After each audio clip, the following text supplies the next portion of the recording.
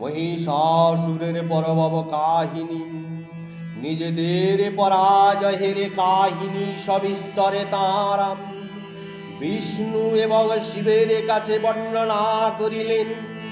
তারা বলিলেন, হে ভগবান, সূর্য, চন্দ্র, অগ্নি, বায়ু, চন্দ্র, ধর্মরাজ এবং বরুণ অন্যান্য দেবতাদের অধিকার হরণ করে মহিষাসুর নিজেই সব অধিকার করিয়া বসিয়াছেন। সেই দুরাত্মা মহিষাসুর সব দেবতাদের স্বর্গ থেকে বিতাড়িত করিয়াছেন। সেই সব দেবতারা এখনো মানুষের মতো পৃথিবীতে বিচরণ করিতেছেন। অসুরদের দৌরাত্র সব কথাই আমরা আপনাদের জানাইলাম। আমরা এখন আপনাদের শরণাপন্ন হইলাম। আপনারা সেই মহিষাসুরের বধের কোনো বিশেষ রূপে চিন্তা করুন। দেবতাদের কাছে এই সকল কথা শুনিয়াম মধুসূদন মহাদেব অত্যন্ত ক্রুদ্ধ হইয়া উঠিলেন। তাহাদের ভ্রু কুটিল ভঙ্গে তাহাদের মুখ ভয়ঙ্কর রূপ ধারণ করিল। তখন অনন্তর ক্রোধান্বিত চক্রপাণি শ্রী বিষ্ণু বদন হইতে এক মহাদ তেজ নিগৃহীত হইল। সাথে সাথে ব্রহ্মা, শিব তথা ইন্দ্রাদি অন্যান্য দেবতাদের শরীর হইতে সুবিপুল তেজরাশি নিগৃহীত হইল। এই সমস্ত মিলে একত্রিত হইয়া মহা মহা তেজ সেই পঞ্জীভূত রাশি এক জ্বলন্ত পর্বতের ন্যায় দেখিতে পাওয়া গেল। দেবতারা দেখিলেন সেই সুদীপ্ত তেজপুঞ্জ 10 দিক ব্যাপ্ত করিয়া সকল দেবতাদের শরীর হইতে নিঃসৃত সেই তেজের কোনো তুলনাই হয় না। একত্রিত হইয়া যে তেজ একটি নারী মূর্তি ধারণ করিল, আপন তেজে ত্রিলোক ব্যাপ্ত করিয়া রাখিল। শম্ভুর তেজে সেই নারী মূর্তির মুখমণ্ডল তৈরি হইল। যমের তেজে তাহার মাথার কেশ, বিষ্ণুর তেজে তৈরি হল তাহার বাহু সকল, চন্দ্রের তেজে তাহার স্তন যুগল, ইন্দ্রের তেজে তাহার শরীরের মধ্যভাগ, বরুণের তেজে তাহার জঙ্ঘাবুরুদয়, পৃথিবীর তেজে তাহার নিতম্বুদ্ভব হইল। ব্রহ্মার তেজে পদযুগল, সূর্যের তেজে পদযুগলের অঙ্গুলীয় সকল, অষ্টবসুর তেজে হাতের সকল অঙ্গুলীয়, কুবেরের তেজে তাহার নাসিকা উৎপন্ন হইল। প্রজাপতিগণের তেজে দন্ত পাটি, অগ্নির তেজে 3টি চক্ষু উৎপন্ন হইল। সন্ধ্যা দেবীর তেজে তাহার ভুরু যুগল, বায়ুর তেজে তাহার কান 2টি। অন্যান্য দেবতাদের তেজপুঞ্জ থেকে সেই মঙ্গলময়ী দেবীর আবির্ভাব হইল। অতঃপর সমস্ত দেবতাদের তেজরাশি সমুদ্ভাবা সেই দেবীকে দেখে মহিষাসুর পীড়িতম দেবতারা আনন্দিত হইতে লাগিলেন। ত্রিশূলধারী ভগবান শঙ্কর শূল হইতে শূলান্তর করিয়া সেই দেবীকে অর্পণ করিলেন। বিষ্ণু দিলেন চক্র এবং বরুণ দিলেন শঙ্খ, অগ্নি দিলেন শক্তি, পবন দিলেন ধনু এবং ইন্দ্র দিলেন ঐরাবত হইতে গলদেশ হইতে ঘণ্টা উৎপন্ন করিয়া সেই দেবীকে অর্পণ করিলেন। ধর্মরাজ দিলেন কালদণ্ড, বরুণ দিলেন পাশস্ত্র এবং প্রজাপতি ব্রহ্মা দিলেন রুদ্রাক্ষের মালা কমণ্ডলম। সূর্যদেব দিলেন দেবীর সমস্ত রোমকূপে নিজ রাশি কিরণ রাশি। কাল অর্থাৎ মৃত্যুর দেবতা দিলেন প্রদীপ্ত ঢালম উজ্জ্বল তরবালম। ক্ষীরদ সমুদ্র দিলেন তদুজ্জ্বলনী চিরনূতন দিব্য বস্ত্রের সঙ্গে দিব্য চূড়ামণি, 2টি কুণ্ডলম হাতের বলয়, ললাট ভূষণ উজ্জ্বল অর্ধচন্দ্র সকল বাহুর জন্য কেউরম, দুই চরণের জন্য নির্মল নূপুরম, অতি উত্তম কণ্ঠ ভারম, সেই অঙ্গুলের জন্য রত্নাঙ্গুলিয়ম। দেবশিল্পী বিশ্বকর্মা দিলেন অতি নির্মল ধারালো কুঠার, নানা প্রকার ভেদ্য কবচ, এবং সমুদ্র দিলেন তার হাতে পদ্মের একটি ফুল, এবং বিবিধ রত্ন, এবং হিমালয়ে দিলেন সিংহ।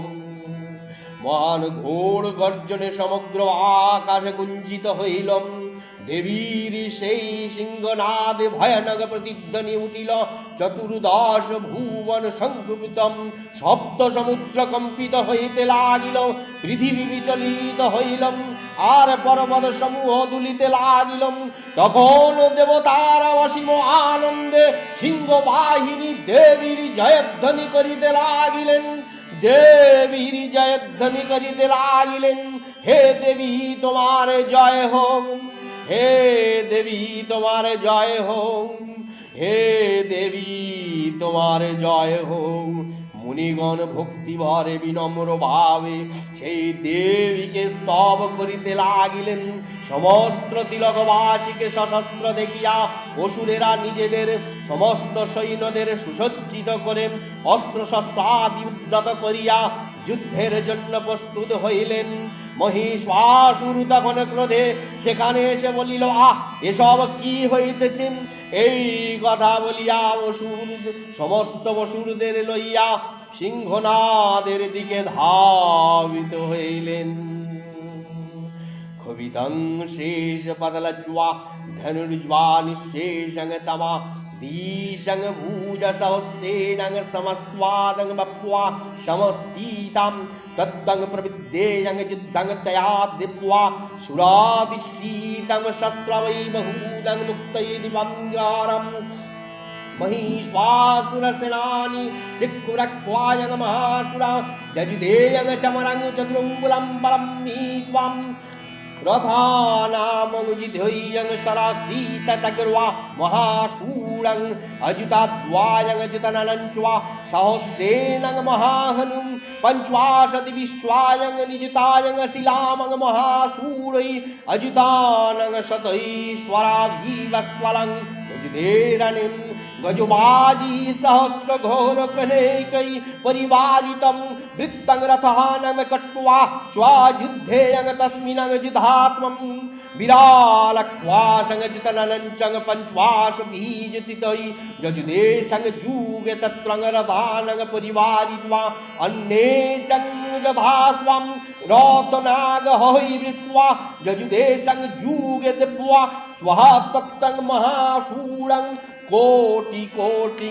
सहस्रतत्त्वारथानं दन्तीनं तदा अयनञ्च्वा वृत्वा युद्धे तत्रं मुष्मामहिष्वासुरं तम्बारभिन्दिफलश्चैव शक्तिभियङ्मुषुलहस्त्वदा जजुधेशं जूगे दिप्वा खर्गैपरशं वट्टीश्वै कश्चिदं चिक्षेप शक्ति कश्चिदं पाशं तथा परं देवी खरगं परहन्त्वा ते त्वं हन्तं प्रवाचं देवी स्वाभि देवी तदस्मानि शस्त्राणि चण्डिकं लीला वै प्रजिच्छेदनं निजो शस्त्रं वर्षीणि अयनञ्चं देवी त्वमानं सुरवर्षिवि मुवाच्वं शूरं देहे सुं शस्त्राणि च स्वरी स्वापी गुद्वा धूतसत्त्वं दिव्वा वहनं केसरीं चचालं शूरं शैनेषु वननीवं हुताशनं निःश्वासमुवाचं जङ्श्वा युधामन्नं रतनवीकं त्वं एवं स्वध्वं सम्भ्वातं गणं सदा सहस्वासं जजुधेयं परशं विन्दिपालैवट्वाश्वयं नागयश्चं सुरगानं देवी शक्तं परहीत्वाम् तव वायनं त्वं पटहानं गणा स्वङ्कं तथा परिं मिदङ्गस्वायं तथैवन्यं तस्मिन् युद्धे महात्स्वामिन् त्वातं देवी त्रिशूलेन गदयं शक्तिविष्ठीति खर्गा दिव्यस्वं सदा स्वं निजधानं महाशूलं पतयमासं चैव मन्वा धन्त्वा शस्त्रं विमिहिताणम् असुरानंग भूपिपाशनंग बग्ध्वंग चन्वा कर्जयातं कर्तृदिभाति किनोई खरगापत्वैव दहापरिं विपोधीतं निपातिनं गदायंग भूपिसरातिं बेतुवाश्वायं कश्चिदंग रुदिरंग मुसलेनं विश्वांगभतां कश्चिन्नायं पतितायं भुम्मौ भिन्वा शूलेनं रक्वक्वासि निलान्त्वायं स्वराघेनं गित्वां कश्चिन्द्रिणाजीरिं शणानुकारिणीं प्रणानं मुवाचस्तु ददर्स्माणं कश्चिदंग बाहू छिन्वा छिगिरः गिप्वास्पदावरिं शिरांशिपे दुरन्विमन्वेयं मध्ये विदर्यातं विच्छिन्न जङ्घापरिं बेतुवाश्चंग पुरुपङ्गमयि महाशूलम् एकबाहू खीचरणः कश्चिदिब्बङ्गदिराकृतं छिन्ने होपि चण्डं शिरंसि पतिता पुनरक्षितं कबन्दं जजिदेव्वा गृहीतं परमायुधं नित्यचत्वारिं तत्रं युद्धेयं तुलिज्वाश्रितं कबन्दं छिन्नशिरस्वा खड्गं शक्तं स्टीपनहायं दृष्ट्वा तिष्ठाति भाषयन्तं दविमन्नं महाशूलं पतितैरात्नः